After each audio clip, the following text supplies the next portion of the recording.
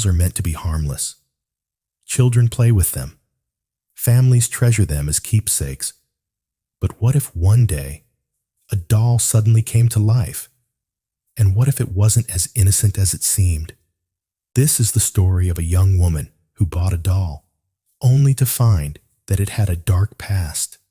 And when it came to life, it brought with it a terror that would haunt her forever. Sophie had always loved antiques. There was something about old objects that told stories, objects that had been passed down through generations. One Saturday afternoon, while browsing through a small antique shop on the edge of town, something caught her eye. It was a doll. At first, Sophie thought it was a beautiful piece, old-fashioned, with porcelain skin and delicate glass eyes. She noticed how intricate its dress was, the fine lace and tiny buttons, and how the doll's face was painted with such care. It had long golden curls that framed its face perfectly, and its expression was oddly serene. But as she picked it up, she couldn't shake the feeling that something was wrong. The doll felt heavier than it should have, and the glass eyes seemed to stare back at her, too intently. The longer she held it, the more she felt something was watching her. "It's just a doll," she muttered to herself, trying to dismiss the odd sensation. She hadn't meant to buy anything, but something about the doll drew her in. Maybe it was the vintage charm, or perhaps it was the mystery of the old shop. After some hesitation, Sophie purchased the doll and took it home. That night, Sophie placed the doll on a shelf in her living room near the window. She sat on the couch and stared at it for a while, but soon she tried to shrug off the unease and went about her evening. However, as the days passed, strange things started to happen. Every time she passed by the shelf, the doll seemed to be slightly turned. Its head tilted ever so slightly toward the door, or its arms moved in such a way that seemed unnatural. Sophie told herself that it was just her imagination. Nothing could be off about a doll. But one night, as she was preparing dinner, she heard a soft clicking sound. It came from the living room, followed by a faint creak. Sophie's stomach tightened as she set down the knife. The clicking wasn't something she could easily explain away. She walked slowly toward the living room, her heart racing. The lights in the room flickered, and as she stepped inside, she froze. The doll's head had turned completely toward her. Sophie's breath caught in her throat. She stepped closer, her hand trembling. The doll was still, its glass eyes glinting in the dim light. She reached out to touch its porcelain cheek, but as soon as her fingers brushed its skin, a cold shiver ran through her body. "I'm just tired," she whispered to herself. "I'm just imagining things." But the feeling of being watched didn't leave, not that night.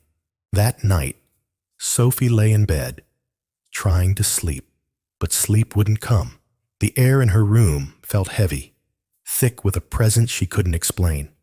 She kept thinking about the doll, the way its eyes seemed to follow her, how it seemed to shift slightly every time she looked away. She couldn't shake the feeling that it wasn't just a doll. It felt alive.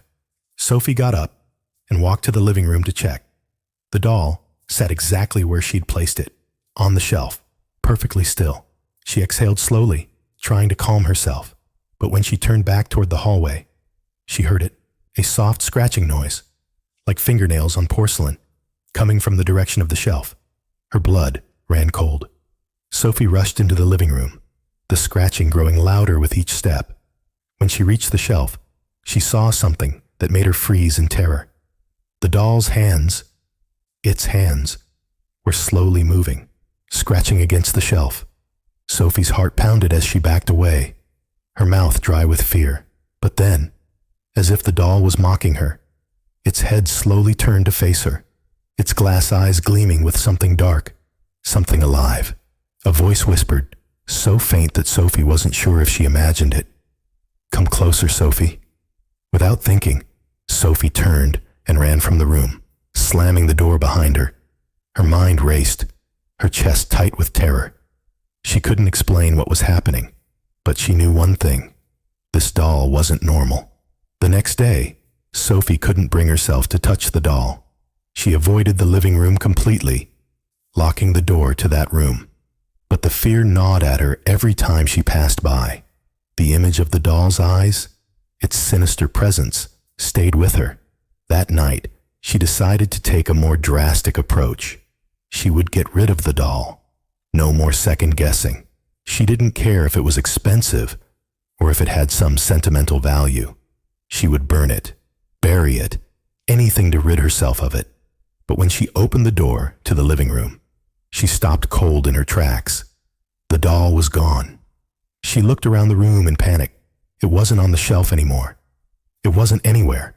Suddenly, she heard a faint giggle, a low, childlike laugh, coming from somewhere behind her. She spun around, and there, standing in the corner of the room, was the doll. Its head was tilted in a way that shouldn't have been possible, its eyes glowing with a faint red light. Its lips curled into a wicked smile. "You can't run from me, Sophie." The voice echoed through her mind, growing louder and more real. It wasn't a whisper anymore. It was as if the doll was speaking directly to her. Panic surged through Sophie's chest as she bolted for the door, but it slammed shut in her face, the lock clicking on its own. She turned toward the doll, now standing on the floor in front of her, its tiny hands moving like fingers in the air, as if it was summoning something. Its smile grew wider, twisted, and dark. "You should have left me alone." The doll's voice was low and mocking now. "You woke me from my sleep." Sophie screamed, running for the window, but it was no use. The room was suffocating, the air thick with an unnatural presence. And then, a flash of movement caught her eye. The doll had moved again. It was now in front of her, just inches from her face. Its eyes burned into hers, glowing with an intensity that made her blood run cold. "I am the one who controls this place now." It hissed, its voice turning into a growl. Sophie backed away, but before she could move any farther, the room went dark. The last thing she heard was the sound of scratching, this time much louder, as if claws were ripping at the walls. When Sophie woke, she wasn't in the living room anymore. She was lying in her bed, drenched in sweat, her heart still pounding. She sat up quickly, trying to catch her breath, but everything seemed different. The room was still. No wind. No whispers. It almost felt like everything had returned to normal. She looked around the room, but there was no sign of the doll. Relieved, she stood up and walked to the living room, her heart still racing. She opened the door, half expecting to see the doll standing there, waiting for her. The shelf was empty, but then, from the corner of her eye, she saw it. A shadow, moving across the floor. The doll was there, standing in the middle of the room, its eyes glowing bright red. "You are mine now, Sophie." The voice echoed through her head, louder than before. "You will never escape me." Sophie's screams echoed through the night, but the walls absorbed them, and the house remained silent. The next morning, Sophie's neighbors found the apartment empty. The door was locked, the windows shut, and the place appeared untouched. But there was one thing that was different. On the shelf in the living room, there sat a doll, its glass eyes gleaming with an ominous glow, waiting for its next victim.